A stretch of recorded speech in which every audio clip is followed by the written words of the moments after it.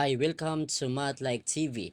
Ngayon po ang video ito aking tuturo sa inyo, factoring special products. Square of the sum of two terms, square of the difference of two terms, product of the sum and difference of the same two terms. Kaya tapusin nyo lamang ang video ito hanggang sa dulo upang kayo ay mayroong matutunan. Ngayon proceed na tayo itong square of the sum of two terms. So ito yung kanyang pattern. So ang given natin ay binomial quantity A plus B raised to second power. Okay, pwede siya ilagay natin sa factor form or expanded form. So ito yung quantity A plus B times quantity A plus B. So pwede natin gamitin ang FOIL method sa pag-solve nito. Okay? So yung paano mag-solve ng FOIL method, may video po ako. So, ang link ay nasa baba. Panoorin nyo lamang po. Okay, so ngayon, ang ituturo ko sa inyo, itong shortcut. Okay?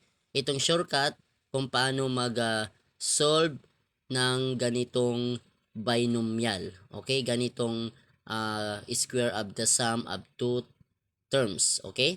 So, sundan nyo lamang po ito. Okay, ngayon, ganito. Ang gagawin natin, itong first term, ating lang siyang square. Itong A. So, lagay natin siya A squared. Then, ang pangalawa na step, itong gagawin natin yung first term at saka yung second term, yung B. So, i-multiply lang natin sila. Okay? Yung first term, then yung second term, i-multiply natin. After nating ma-multiply, ating siyang i-times 2. So, that is A times B, that is AB times 2, that is 2AB. Then, yung last term, yung B, atin lang siyang square. So, yung B, lagay natin B squared. So, ito yung ating product. Ito yung pattern na ating susundan. Okay?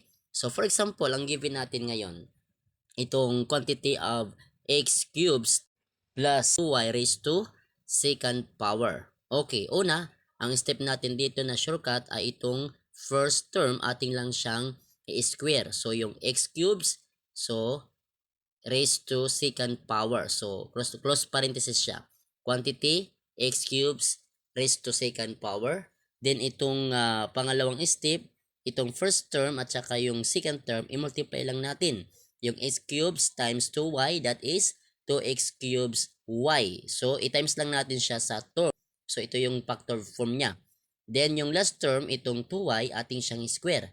So, ang square nito ay quantity 2y raised to second power. Okay, then, simplify na natin. Yung kanyang exponent dito, itong x cubes, so dalawang beses ay multiply, then ang kanyang exponent ay atin lang siyang i-add. So, x times x, that is x, yung kanyang exponent, i-plus lang natin yung 3 plus 3, that is 6. So, x raised to 6 power. Then, yung kanyang itong middle term, i-multiply lang natin 2 times 2x cubes y, that is 4x cubes y. Then, itong last term, itong quantity 2y raised to second power, multiply itself itong 2, that is 4, yung y times y, so may exponent sila bawat isa. So, ito ay i-add lang natin, so y raised to second power. So, ito po ang kanyang answer. Ito yung product sa ating given example. Okay, next number 2, itong square of the difference of two terms. So, ang ating given, binomial again, itong quantity of A minus B raised to second power. So, ang ating technique, kagaya sa ating naunang itinuro ko sa inyo, ang gagawin lang natin yung first term, ating po siyang square. Okay? So, yung A, gawin nating squared. Next, yung next step, itong A at saka yung B, ating po siyang multiply. Okay? Pag i-multiply mo yung first term, second term, that is A. Negative AB, 10 times natin sa 2. Okay? So, 2 times negative AB, that is negative 2AB. Then, yung last term, itong B, gawin natin siyang square. So, ito ay B squared. Positive B squared. Yan po ang shortcut, yan po ang kanyang product. Okay, so ngayon example, ang ating given itong quantity 3x minus 5 raised to second power. Okay, sa shortcut method, ang gagawin natin, gaya ng ating ginawa kanina, yung ating pattern, yun ang ating susundan. So itong first term ay gagawin natin siyang square. So quantity 3x raised to second power. Next, itong first term at saka second term, ating po siyang i-multiply. So 3x times negative 5, that is negative 15x. Then, i-times natin sa 2. Next, yung last term natin ay itong 5, gawin natin siyang square. So, positive quantity 5 raised to second power. Okay, so ngayon, atin na siyang i-simplify. Itong quantity 3x raised to second power, so yung 3 multiply sa dalawang bisis, twice, so that is 9. Yung kanyang variable na x times x, that is x squared. Okay, yung pinag-add lang natin ang kanyang exponent, kaya siya ay x squared. Then, ito yung middle term naman, i-multiply natin. 2 times negative 15x is negative 30x. Then, yung plus sign, sulat natin. Itong 5, multiply itself dalawang bisis. 5 times 5, that is 25. So, ang ating product dito ay 9x squared minus 30x plus 25. Okay? So, next, last na ating tuturo sa inyo itong product of the sum and difference of the same two terms. Okay. So, ito naman ang kanyang pattern. So, ang shortcut dito, ito yung kanyang given pattern, quantity A plus B times A minus B. Okay? So, ang kanyang shortcut dito, ang gagawin natin, yung first term, yung A, atin siyang square. Okay?